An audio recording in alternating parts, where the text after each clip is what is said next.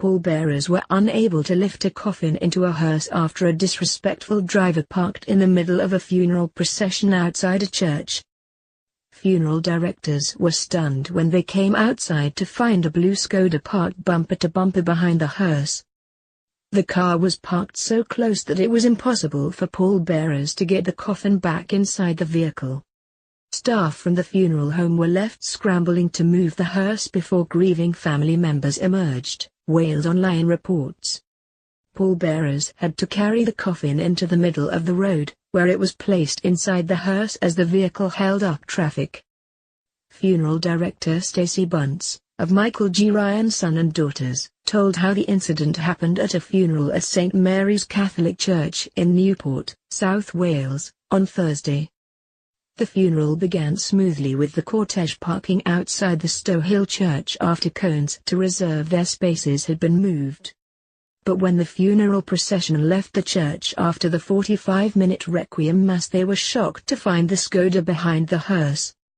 Ms. Bunce said, "We were in a bit of disbelief, if I'm honest. We left that gap to make sure there was enough room to put the coffin back in the hearse. We had to move the hearse quickly before the family came out. It was quite upsetting because we had to move the hearse in the middle of the road so the bearers could lift the coffin in, and then we were holding up cars and buses. It was very upsetting to us and the family because it's our job to make sure things run smoothly with the family in mind." The driver had not returned by the time the procession had left the church and the car was still there. Ms. Bunce said it was possible the driver might not have been thinking when they parked in the middle of the procession, but she said it showed a complete lack of respect. She added, "It's upsetting that people can be so disrespectful to a funeral procession, knowing what's going on inside the church. It was obviously someone who went there to do their shopping, but less than 50 yards away from the church is a car park where you can pay to park. It made the situation difficult for us and the family.